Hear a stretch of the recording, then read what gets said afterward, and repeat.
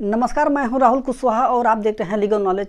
जैसा कि आप सभी जानते हैं कि मैं अपने चैनल पर कानून से संबंधित वीडियो लेकर आता रहता हूं।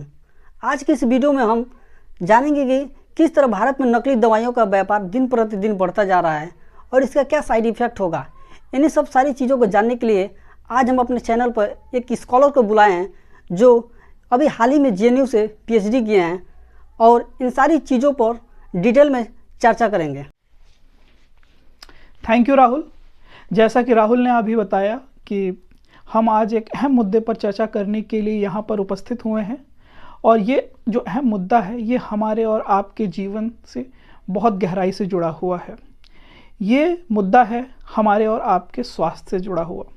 हम सभी जीवन में कभी न कभी बीमार पड़ते हैं और कभी न कभी दवाइयों का सेवन जरूर करते हैं। इसके अलावा कुछ लोग ऐसे भी हैं जिनका पूरा का पूरा जीवन ही दवाओं पर निर्भर है।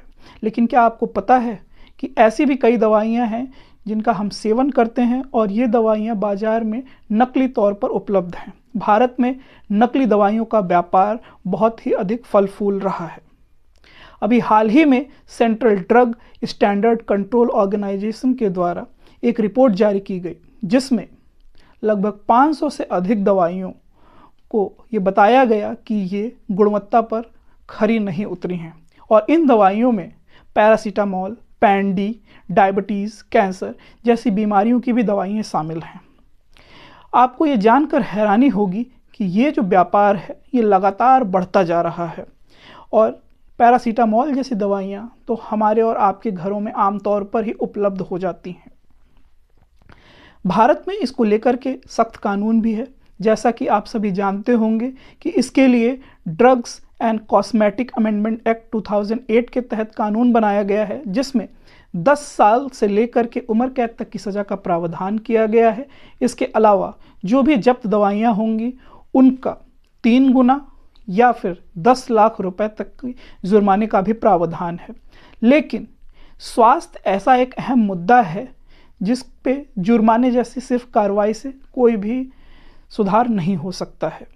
हम सभी दवाइयाँ इसलिए लेते हैं क्योंकि हम स्वस्थ हो सकें।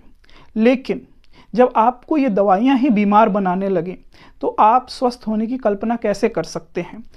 इन तमाम कानूनों के होने के बावजूद भी भारत में बहुत सी ऐसी दवाइयाँ हैं जो गुणवत्ता पर खरी ना उतरने के बावजूद भी आमतौर पर मेडिकल स्टोर्स पर उपलब्ध हैं और हम सभी उसको लेते हैं और जाने अनजाने में बिना किसी रिसर्च के हम उसका सेवन कर रहे हैं। अगर इस तरह के कानून हैं और आप इन दवाइयों को लगातार सेवन कर रहे हैं तो आप खुद सोच सकते हैं कि इससे आपके अंगों पर क्या असर पड़ सकता है। कई ऐसी दवाइयां हैं जिनका आप सेवन करते हैं और वो गुणवत्तापूर्ण नहीं है, तो ऐसे में आपके लीवर, किडनी और अन्य अंगों पर गलत असर पड़ सकता है। कानून आपकी मदद तभी करेगा जब स्वयं आप स्वस्थ हों और कानूनी लड़ाई लड़ने में सक्षम हों। तमाम कानून के होने के बावजूद भी अगर आप जाने अनजाने में इन दवाओं का सेवन कर रहे हैं तो उससे बचने के कुछ उपाय भी हैं। जैसे कि आप चाहें तो अपने डॉक्टर को अपनी दवाओं को दिखा सकते हैं। इसके अलावा दवाइयाँ लेते समय ये बात का ध्यान रखिए कि जो भी दवाइयाँ एक्सपायरी डेट के करीब हों उनको लेने से बचिए। इसके अलावा दवाइयाँ लेते समय कुछ खास दवाइयों के संदर्भ में दवाइयाँ वहीं से लें जहाँ पर मेडिकल स्टोर पर रेफ्रिजरेशन की सुविधा उपलब्ध हो। इसके अलावा दवाइयों के स्टैंडर्डाइजेशन का खास ध्यान रखें। अगर इन चीज़ों का हम ध्यान रखेंगे तो कई चीज़ों से बच सकते हैं, लेकिन हम सभी को इस मामले में सतर्क रहने की ज़रूरत है। आखिरकार हमारे सतर्क रहने से ही हम स्वस्थ रह।